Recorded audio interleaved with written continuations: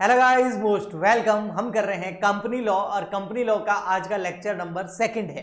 Lecture number first के अंदर हमने पूरा का पूरा ओवरव्यू समझा था कंपनी का। लेक्चर नंबर सेकंड यानी कि आज हम चैप्टर नंबर फर्स्ट स्टार्ट कर रहे हैं। तो चलिए कंपनी का चैप्टर नंबर फर्स्ट स्टार्ट करते हैं, जो कि कंपनी के इंट्रोडक्शन के ऊपर ही होगा।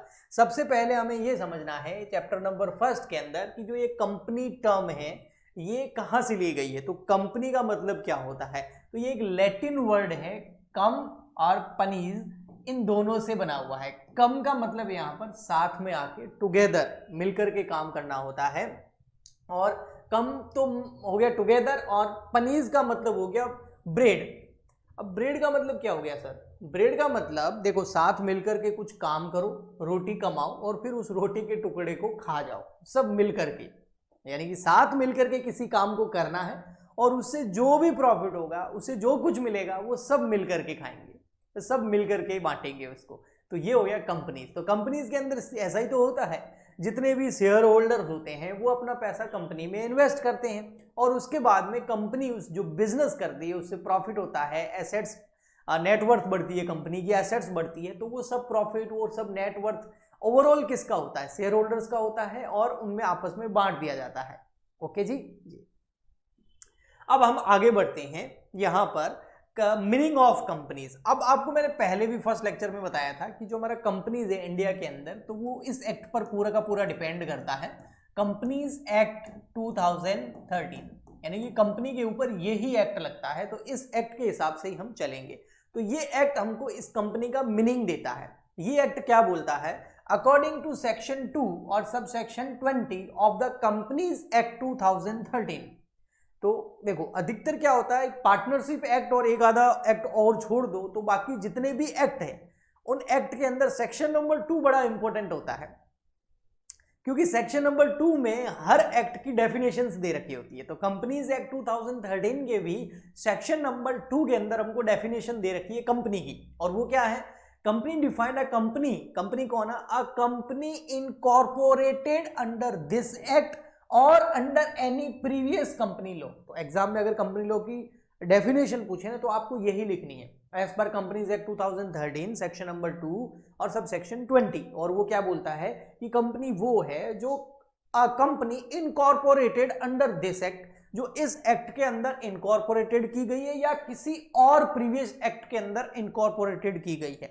Incorporation word lecture number first में समझाया था, फिर भी बता देता हूं। रजिस्ट्रेशन यानी कि वो बिजनेस, वो कंपनी जिसका रजिस्ट्रेशन या तो इस एक्ट के अंदर हुआ है, कंपनीज एक्ट 2013, या इससे पहले के किसी एक्ट के अंदर हुआ है। जैसे इससे पहले कंपनीज एक्ट 2013 तो 2013 में आया, क्या इससे पहले कंपनीज के ऊपर कोई एक्ट नहीं लगता था? लगता था। कौन सा?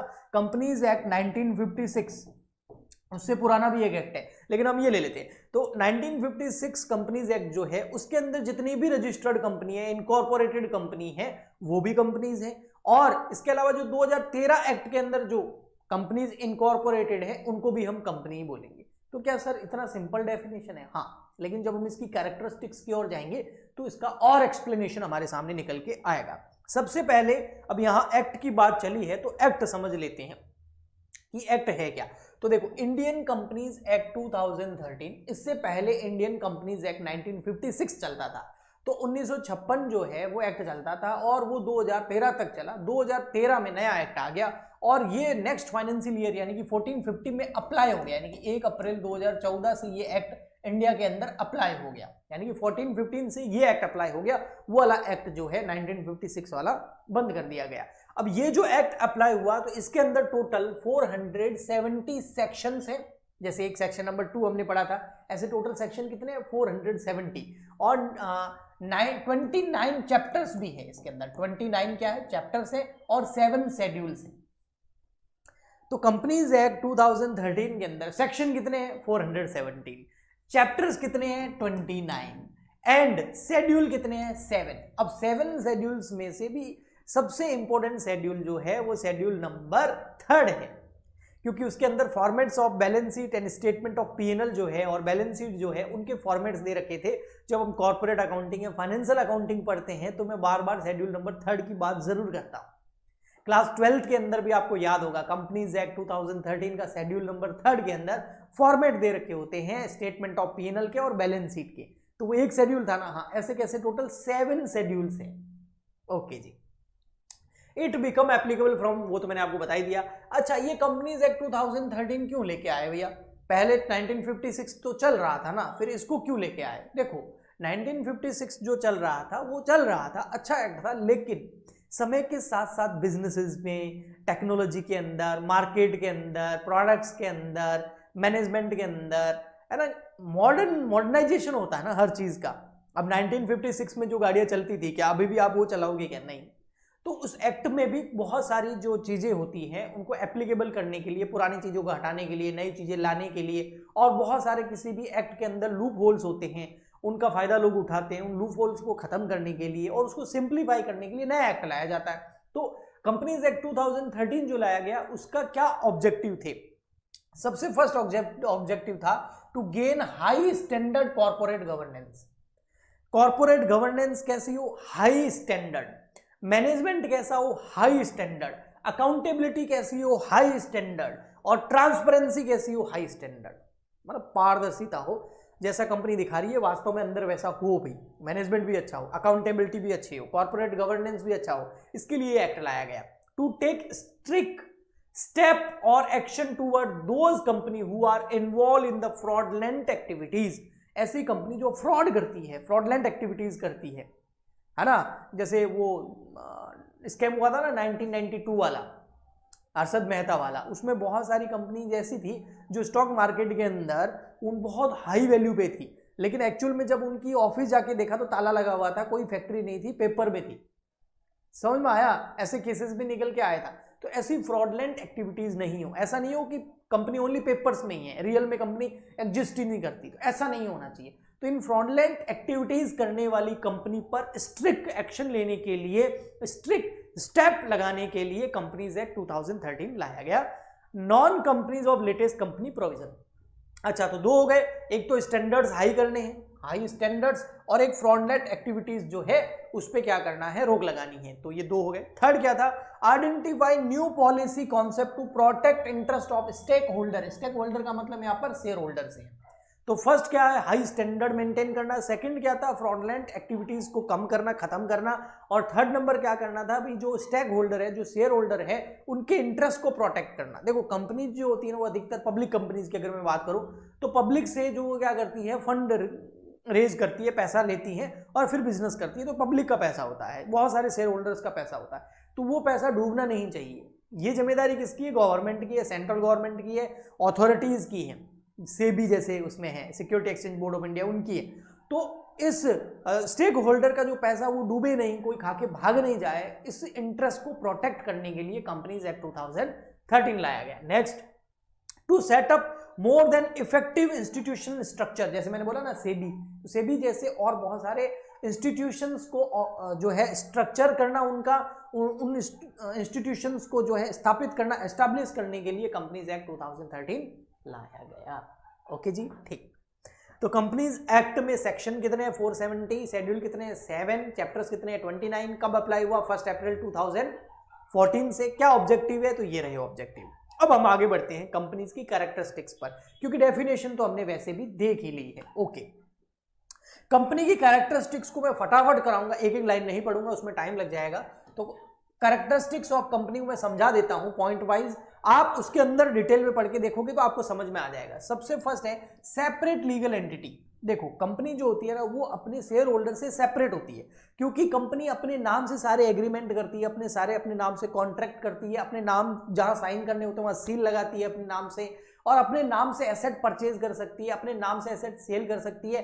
कंपनी खुद एक आर्टिफिशियल पर्सन होती है, और इसका अपने बिजनेस ओनर से, यानी कि जो शेयर होल्डर है, उनसे क्या होता है? सेपरेट लीगल एग्जिस्टेंस होता है। कंपनी खुद एक आर्टिफिशियल पर्सन होती है। ओके, अब आप यहां पर पढ़ोगे तो यही लिखा हुआ, it mean a company as a separate legal entity from its member. Member मतलब shareholder. It has all legal right which are separate and member of a company are not liable to pay for it. अगर company कोई agreement कर रही है तो उसके लिए member liable नहीं है, शेयर होल्डर लाइबल नहीं है। ऐसा नहीं है कि कंपनी ने किसी बैंक से लोन उधार ले लिया, पैसा उधार ले लिया, अब कंपनी अगर उस लोन का रीपेमेंट नहीं कर पा रही है तो शेयर होल्डर पेमेंट नहीं करेंगे, क्योंकि कंपनी खुद सेपरेट लीगल एंटिटी है। कंपनी और बैंक का मामला है, मेंबर क्या करे उसमें, शेयर होल्डर क्या करे उसमें। Okay, in case of any contract of a company the company name is used and the contract binds the company not its member. अगर कंपनी कोई कॉन्ट्रैक्ट करती है तो उससे कंपनी बाध्य होगी, ना कि उसके मेंबर, ना कि उसके share holder.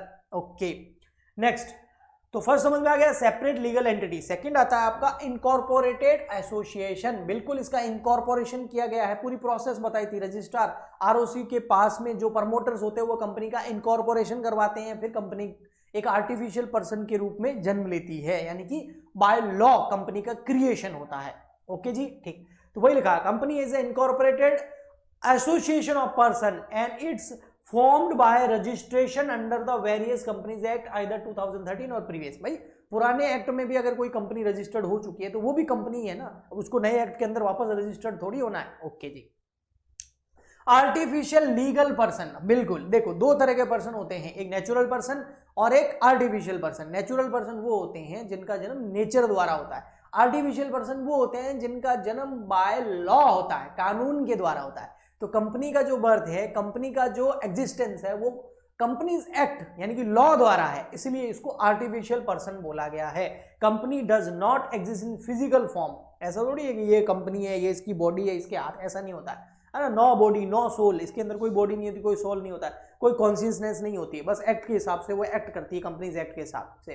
It doesn't have attribute like peoples and we can call it fictions persons. It has existence in the eyes of law, लेकिन कानून की नजरों में इसको एक पर्सन माना गया है कंपनीज एक्ट 2013 की नजरों में। सो ये अपने खुद नाम से प्रॉपर्टी रख सकती है, लायबिलिटी रख सकती है, लीगल राइट ले सकती है, किसी दूसरी कंपनी या दूसरे पर्सन पर केस कर सकती है और दूसरा पर्सन कंपनी पर केस कर सकता है। ओके जी, तो इसलिए आर्टिफिशियल पर्सन हो गई। नेक्स्ट थर्ड नंबर आता है आपका लिमिटेड लायबिलिटी। देखो जो कंपनी में पैसा लगाते हैं ना वो कौन होते हैं, शेयर होल्डर्स होते हैं। उनकी लायबिलिटी क्या होती है, लिमिटेड होती है। फॉर एग्जांपल के लिए मेरे पास भी है, बहुत सारी कंपनी के शेयर्स हैं। अब ये कंपनी है, फॉर एग्जांपल के लिए मैं आपको ऐसे बता रहा हूं कि एक कंपनी है, उसके मैंने उस कंपनी के अंदर मैंने 50,000 रुपए लगा रखे हैं, ठीक है। 50,000 रुपीज के मैंने शेयर खरीद रखे हैं उसके पास कंपनी से, ठीक है। 1,000 शेयर है और एक शेयर 50 रुपए का, तो 50,000 रुपए लगा दिए मैंने।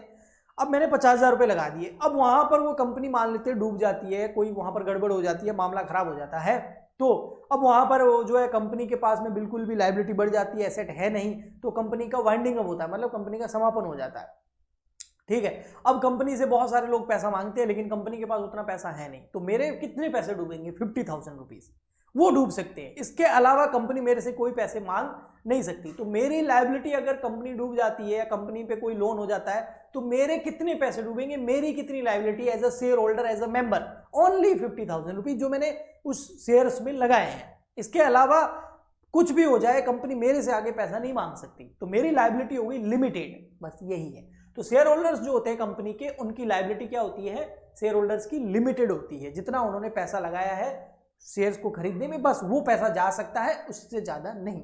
Okay, next perpetual succession.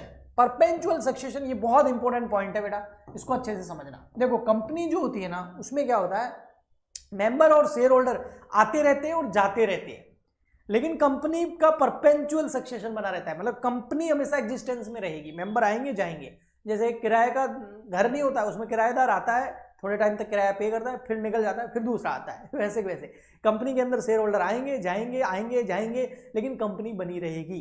For example के लिए मेरे पास जिस कंपनी के शेयर है, अगर कल के दिन मेरे को पैसों की जरूरत तो मैं बेच दूं तो मेरी जगह कोई और शेयर होल्डर बन जाएगा। समझ में आ गया आपको? हाँ जी, तो कंपनी का परपेंचुअल सक्सेशन होता है ना। The death of member doesn't lead to the death of a company. अगर कोई शेयर होल्डर मर जाए तो इसका मतलब ये थोड़ी है कि कंपनी भी मर गई। ओके जी। Next common seal. कंपनी के बाद में एक सील होती है, जहां जहां कंपनी को साइन करने होते हैं ना, तो कंपनी अब ऐसे तो है नहीं कि नेचुरल पर्सन है जाके साइन कर देगी, वहां पर उस कंपनी की सील लग जाती है और जो ऑथोराइज डायरेक्टर वगैरह या होता है उसके साइन हो जाते हैं। ओके जी। Next transferability of shares. ये तो मैंने अभी आपको बता ही दिया, कंपनी जो पब्लिक कंपनी होती है उसके शेयर्स को आप ट्रांसफर कर सकते हो, यानी कि मेरे पास किसी अगर कंपनी के शेयर पड़े हैं, अगर मैं चाहूं तो उसको लॉन्ग टाइम तक रख सकता हूं, और अगर चाहूं तो मैं कल भी उसको बेच सकता हूं, और कोई दूसरा जो बंदा खरीदेगा वो उस कंपनी का मेंबर बन जाएगा, तो शेयर्स को आराम से ट्रांसफर किया जा सकता है। ओके, ठीक है जी। हाँ ओके जी, तो आज के लिए इतना ही। आई होप आपको अच्छे से समझ में आ गया होगा पूरा अच्छे से। कंपनी क्या क्या पढ़ा हमने एक बार देख लेना। सबसे पहले इंट्रोडक्शन, कंपनी वर्ड का मीनिंग देखा हमने, कम और पनीज, ठीक है। उसके बाद में हमने देखा कंपनीज एक्ट के हिसाब से 2013 के हिसाब से डेफिनेशन, फिर एक्ट के बारे में पढ़ा भाई इसमें कितने सेक्शन है, कितने शेड्यूल्स है, कितने चैप्टर्स हैं, फिर हमने कंपनी की कैरेक्टरिस्टिक्स पढ़ी। तो आई होप आपको अच्छे से समझ में आ गया होगा। प्लीज़ ज़्यादा से ज़्यादा लाइक करें, शेयर करें, सब्सक्राइब करें, कमेंट करें, सपोर्ट करें, ताकि मैं आपके लिए इसी तरीके के लेक्चर लाता रहूँ। मिलते हैं नेक्स्ट लेक्चर में, आज के लिए इतना ही, तब तक के लिए goodbye and thank you.